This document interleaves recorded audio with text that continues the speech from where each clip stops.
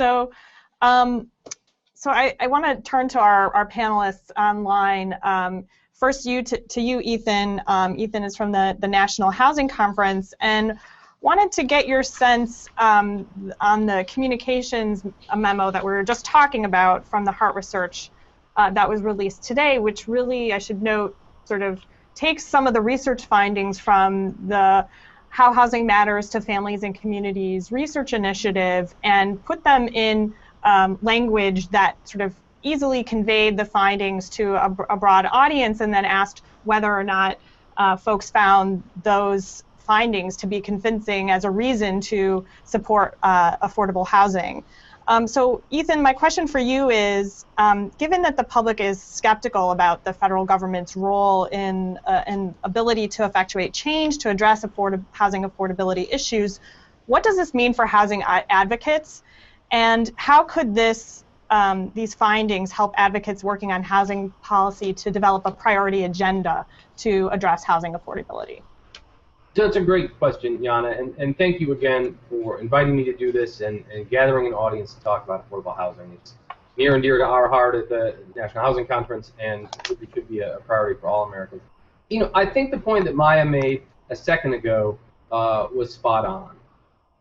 The idea is we need to connect the dots better for folks. If you think about it, given the large numbers of people in the survey who aspire to home ownership, helping them understand the federal government's role in enabling that home ownership is pretty important. I mean, most of the reason it's possible to get a 30-year fixed-rate mortgage in this country is because the federal government is deeply involved in the housing finance system and has been for a very long time. I mean, it goes back to the 1930s when the National Housing Conference was created as one of the major advocates for getting the federal government involved in housing at all.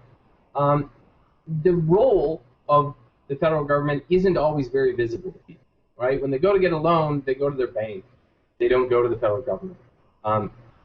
Even when they go to the Federal Housing Administration, the FHA, they're going to a lender who gets them an FHA loan, and they may not even see that it's an FHA loan. But the reason it's a 30-year fixed-rate affordable mortgage is because of the federal guarantee involved.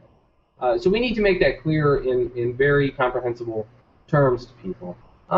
When you think about rental housing affordability, which is equally important, that's even more disconnected from what people see. As Maya said, you know, at ribbon cuttings and groundbreakings, you don't see the program acknowledged very often. When folks get home ownership assistance or rental assistance through the HOME program, a federal block grant, it usually comes from their city or their county, or an agency funded by the city or the county. So it's 2 or 3 steps removed from the federal taxpayers, and that makes it hard to know that the federal government is helping, even though it is really there to make the change and enable the opportunities for folks to afford to live near where they work and where their families are and where their educational opportunities are and the doctors they visit, right? All of the challenges about affordability are really about helping people live close to where they want to be.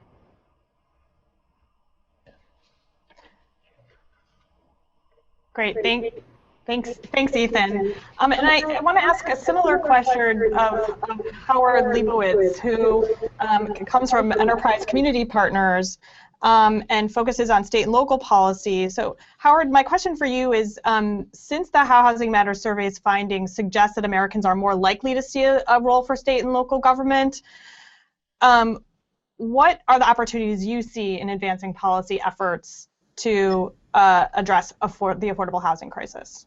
And if you can, please give some examples. Great. Thanks very much, Ianna.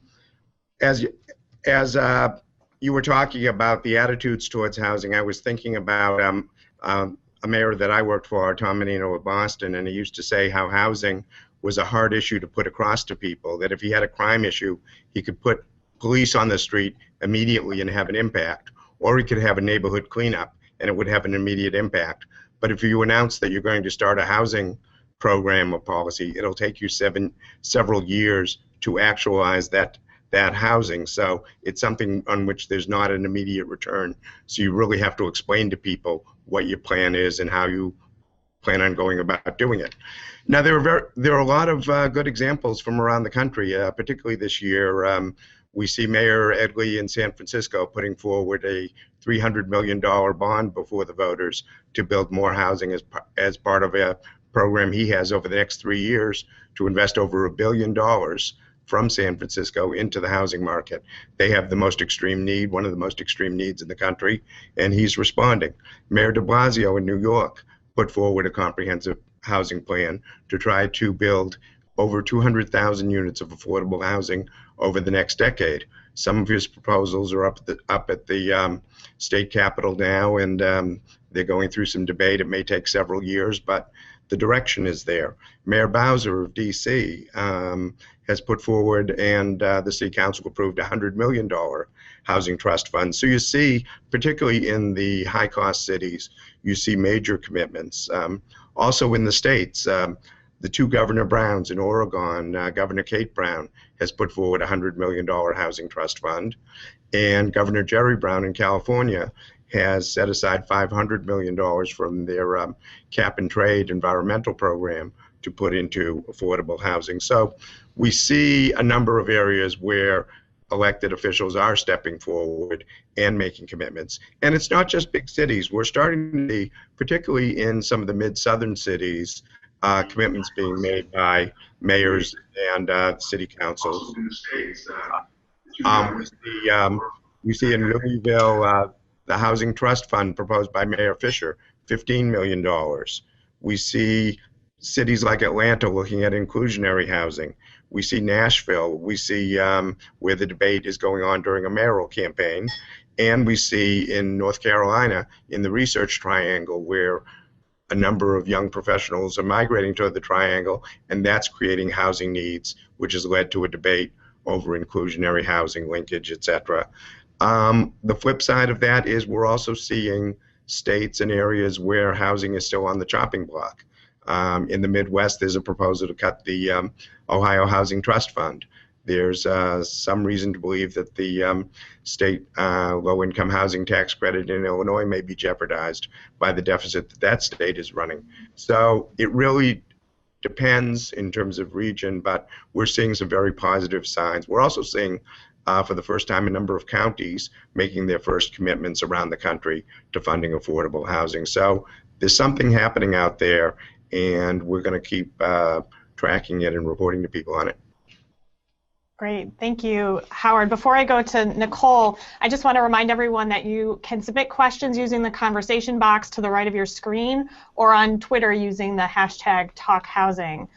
So Nicole, our question for you, sort of building on Howard's point on what's sort of happening at the local level, the findings today suggest people are really concerned that millennials and minorities are getting left behind in the housing market recovery.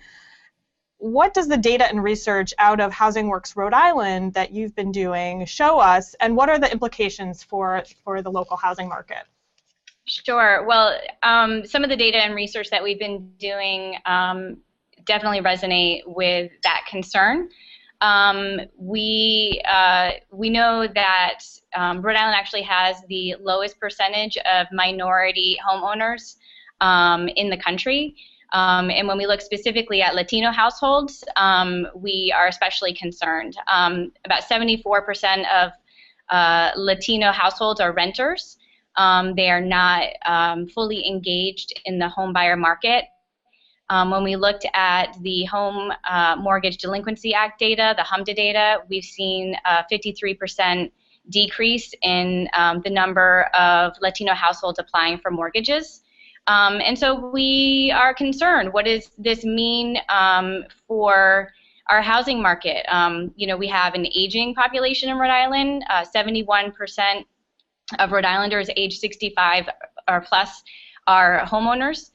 So when they want to downsize or potentially sell their home or move into the renter market, you know, where are the buyers going to be if we're not fully tapping into the potential of minorities or specifically Latino households in Rhode Island? So we have to really factor what the interplay is there with those demographics and really address the discouragement that Latino households may be facing and also the affordability gap.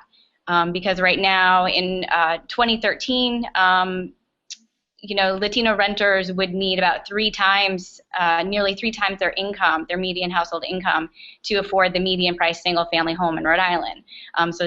That's obviously problematic. So, clearly a lot of fodder for conversation amongst all of the material that Corrie and Maya presented, as well as what the contributions from the panel as well. So we want to hear your questions and want to get them into the conversation. And we've got our first question from Twitter, which asks, with the historically unaffordable home prices in core markets, will millennials drive till they qualify just to buy a home? Maya, I think this one is uniquely a question for you.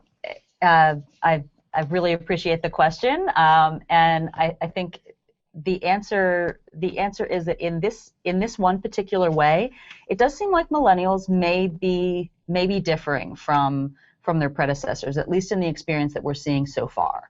What we saw in the prior Gen Y and housing survey was that around 20% were living at home with their parents. And what we're seeing in this one is that around 21% are living at home with their parents. And there's also a very substantial portion that are living with roommates. And then the percent living with roommates is much higher in the younger portion of the millennials. And as incomes grow and household composition presumably also changes, fewer are living with unrelated roommates. So I think that what millennials are choosing to do, instead of driving till they qualify because of unaffordability, is shrinking the amount of space that they are comfortable with. This is where we really see sharing as the option, because what they want is the life that they get when they get out their door, and the life that they get when they get out their door may not be really what they're looking for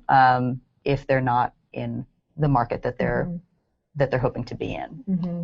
And I think what Nicole's comments and what you're sort of also getting at is some of this pent-up demand that has not yet been tapped into in this market, and the significant pressure, one, that's putting on the rental market, as well as the sort of stalled nature of the home ownership market. And wondering if any of you want to sort of speak more to that dynamic and that question, and how the housing world can kind of really sort of push housing policy in a more affirmative way to address both of those pressures. Mm-hmm. Ethan or Howard or Sure. Anyone, please feel free to jump in. Sure, Ianna, happy to. I think there is, first, I agree with everything Maya said. I think she's spot on there. But there's also an aspect of access to credit that's really important here. It's about part of why we may be seeing the millennials choosing to reduce their space constraints and not buy yet is because they're thinking about, can I qualify for a mortgage? We are at historically tight mortgage credit availability right now. It is hard to get a loan. So even if someone is willing to drive a long way and live far out in order to find something they can afford, that they can qualify for a mortgage to buy, they may not be qualifying anyway. So part of what we need to be advocating for is access to credit that better reflects all of the people who are able to become responsible homeowners. Some of that is about credit scoring. We're seeing some new entrants into the credit scoring business competing with FICO that could offer an interesting way of reevaluating how lenders make those credit decisions. We're seeing both lenders and policymakers think about what policy changes they're making and how that affects the availability of credit, whether it's the representations and warranties that lenders are asked for, or the way that the Federal Housing Administration will assign defects to loans it buys. All of these steps are ways to make the lending community once again feel a bit more comfortable about extending credit, which is what's necessary if we're gonna have folks enter the housing market at the numbers that we expect. Great. Does Nicole or Howard, do you want to jump in? Sure. I just want to say that obviously housing doesn't just operate in a vacuum. Clearly, a number of people that I speak with who are millennials also have to make the decision and make the decisions on location based on education and where they think that they want to educate their kids, etc. Urban education continues to be a challenge, and I see people that worked in city government in a number of cities making decisions to move away for decisions related to that, and unfortunately we could use their help, and we're losing them. Mm-hmm. This is where I really think this both and